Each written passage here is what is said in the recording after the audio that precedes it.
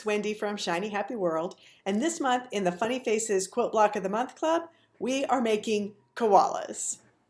Move over so I can pop the block in there. So this pattern is exclusive to the Funny Faces Quilt Block of the Month Club right now until December 14th, 2019. So if you're already in the club, go ahead and pop over to the clubhouse and download the pattern. If you're not in the club yet and you join before December 14th, you'll get immediate access to the pattern. And if you're watching this video after the time when it's exclusive to the club, so in 2020, just go to shinyhappyworld.com and look in the quilt pattern section of the shop and you'll find the pattern there. So I'll drop all of the links to those things that I just mentioned. Either if you're watching this in YouTube, it'll be in the description that's right below the video. And if you're watching this at Shiny Happy World, it'll be below the video in the blog post that you're looking at. So here's how to make it. Okay, the first thing you're going to want to do is print out your pattern or trace it onto the paper side of paper-backed fusible adhesive. I use Heat and Bond Light, and I like the printable sheets because I'm lazy and I don't like to trace. So you're going to print that out, and then you're going to cut roughly around each of the pieces, and that means don't cut right on the line, cut a little bit outside the line. Fuse those pieces to the back side of your fabric, and here you can see what I mean by a rough cut. So I didn't cut right on the lines, I cut with some paper still left all the way around the edges. And what that does is it makes your adhesive go right up to the edge, so that if you put it on like this and then cut it, that means the adhesive goes right up to the very edge, right up to the very last thread by cutting it afterwards. So do the rough cut, fuse it to the back of your fabric, and then do a clean cut. And a clean cut means you cut right on all of the solid lines, and anywhere where there's a dashed line, you're going to leave a little extra because those edges are edges that are going to tuck underneath other pieces for a nice clean finish. So here's what it looks like after the clean cut. And you can see I cut right on the solid lines, and I left a little bit extra here for the dashed line. I'll usually leave a little bit less than 1/4 of an inch, but you don't have to measure it, just eyeball. You want enough to tuck underneath other pieces. So now, since I'm doing my quilt as you go method, that means I've got a block that is quilted to the batting, but no backing. We put the backing on at the end, and I'll put a link in the description of this video that links to a workshop that gives you all of the details about how I do my quilt as you go method. So let me just get this centered under here, and we will start putting in some pieces. So I always start with whatever lines up with the edge of the block, and that is on this piece the shoulders. So you can see that I've got a dotted line at the top and at the bottom. That's because this bottom edge is going to be sewn into your seam allowance when you sew your blocks together, and this top edge is going to have the face go over it. So we peel off the paper, and you're left with the shiny, you can see the shiny adhesive on the back of the fabric, and that goes in place there. So the next thing I do is I put in the face pieces. Now, really important on this pattern, you want to transfer the markings for the eyes and the nose and the mouth before you peel this paper off. While the paper's there, you can see it really clearly. So what I like to do is hold the piece up to a window so the light shines through it, and then you can very clearly see all of these lines, even if it's a pretty dark colored fabric. I don't draw exactly on the eyes and on the nose. I draw just inside them. That gives me a general idea of where I'm going to put those pieces, but I do draw exactly on where I want the mouth to go, so because I'm going to stitch right over that line.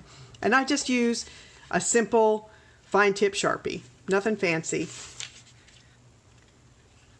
So that, if you'll remember, this was a dotted line here, so we're going to overlap that a little bit with his face. And you can turn it a little bit. I'm going to just tip it a little bit to this side. Next up, I'm going to do one of the ears. And you can see it's got a dotted line here. That's going to tuck underneath the face.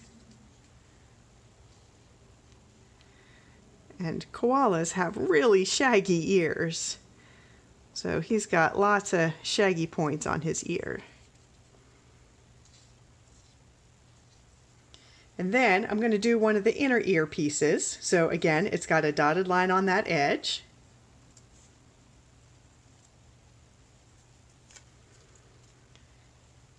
And now I'm just going to tuck that also behind that edge. And now he's got that classic shaggy koala ear. So now I'm going to do the other ear, dotted line.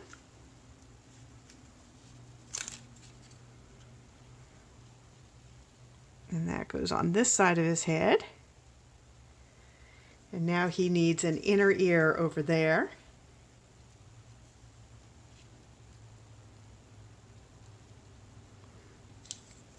Now I'm going to give him his nose. So the nose doesn't tuck anywhere, it's just a solid line to cut on. And remember, I draw my line inside where the nose goes, so when I lay it down, I don't have to lay it exactly on the edges. I just know if I cover up that circle, I'm good. And now I've got two eyes. And there's one. And there is the other. Just that little bit.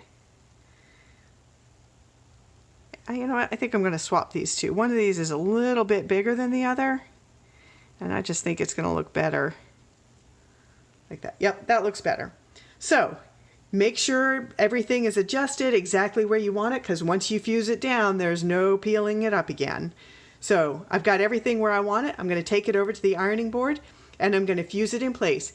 You want to fuse it according to the directions on the package of whatever brand you use. Again, I'm using Heat and Bond Light. I'm going to fuse that, and then I will bring it back here. I'm going to fuse it, and then I'm going to outline everything, and then I'll bring it back here and talk you through the whole outlining process. All right, here is the finished block, all outlined.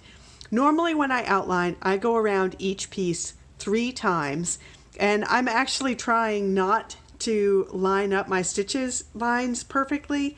I want to have this kind of sketchy, scribbly look. I'm going to show you a different alternative kind of stitching with the pink block in just a second. But I go around each piece 3 times, and I try to minimize the number of times I need to stop and tie off my thread and start again. So on this guy, there's not a whole lot you can do to minimize some of the tying, but there's a little bit. So I start on the head just inside the shoulder here, and I go around 3 times, and then I overlap that little bit and go 1, 2, 3. And then I just zip across here with 1 row of stitching. You're never going to see that because that's going to be trimmed away or hidden in your seam allowance. And then I go 1, 2, 3 and tie it off. And then I did around each ear. So I did around the outer ear 1, 2, 3, and then I just doubled over this bit for a 4th row of stitching on that tiny little segment there, and then I went 1, 2, 3. I did the same, tied off. Then I did the same thing on this side, went around 1, 2, 3. Actually, I started at the bottom, 1, 2, 3, and then doubled up here, and then went 1, 2, 3 around the fluffy white inside. I only do 1 row of stitching on the eyes and the nose because it's black on black and you can't see it anyway. And then for the mouth, I just did 1, 2, 3 and tied it off. So that is how I do all of the stitching on this block that I did in natural colors. Now I did some experimenting with a different block. So I also made a pink koala for the pink on pink on pink collection that I'm doing. And on this one, I tried something different. So somebody contacted me by email the other day on a video that I have about sewing stretch fabrics, and they asked me what the icon looks like on the sewing machine for the stretch stitch. So when I was describing it to them, I realized that it's 3 rows of stitching, and since I usually go around my pieces 3 times, I thought it would be interesting to try that. So instead of going around it 3 times, I'm going around it just once, but with a stitch that does 3 stitches for each stitch. So to just explain that, I'm going to show you just a little bit here. So a stretch stitch goes forward 2 stitches and then back 1 stitch, and then forward 2 stitches and then back 1 stitch, and then forward 2 stitches and then back 1 stitch. So each stitch length is actually 3 lengths of thread. So what you get, let me pull this up so you can see a little bit closer, you do get a thicker line even though I used regular thread in this. The drawback is that all of that back and forthing can make it difficult to follow the line and get a nice smooth curve. It's not bad at all on the big pieces, but you can see things get a little bit hairy. Hairy in the hairy ears here.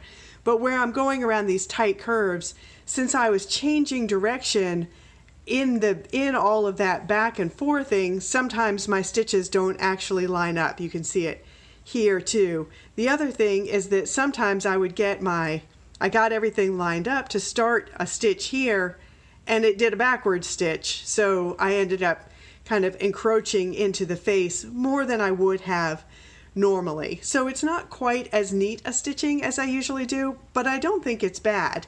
So pros and cons. I have a few different stitching outline options. One is the scribbly stitching that I've been doing lately that you saw in this block. So that's going around it 3 times and being very careful not to line up those rows of stitching every time to get that kind of sketchy, scribbly look. The other thing that I often do is use 12 weight thread. And this is the 12 weight thread that I like to use. It's silky 12 weight, which is quite a bit thicker than a regular thread. This is actually the thickest thread that will go through my sewing machine. And I've got a whole video that tells you how to use this, what you need to use in the bobbin and the stitch length. So the one thing about this is that you also have to use a top stitching needle. So that's a little more than some people want to get into just to get a thicker line, but it is kind of my number 2 choice to have this for a thicker line. But you do need to have a special top stitching needle and you've got to adjust the tension and do all of that stuff.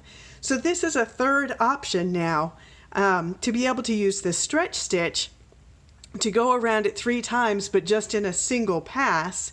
It gives you the thicker line that the thicker thread gives you, but it's a little more difficult to control. So you've got 3 options there, and I just wanted to experiment with that a little bit and show you just in case you wanted to give that a try in yours. I will suggest if you're doing the koala, do some practice stitching, which I did not do. Do a little practice stitching first so that you can kind of smooth out those curves a little bit and get the feel of it. I found myself counting along with the machine, like forward, forward, back, forward, forward, back, forward, forward, back, so that as I was turning these points, I knew whether the next stitch coming was going to be a forward or a backward stitch, and that helped me control things some, but it still it would have been nice if I had practiced a little bit first. So there you go. That is the new Funny Faces Quilt Block of the Month pattern. Throw these 2 guys side by side, and that's how you make it, and I'll see you next month.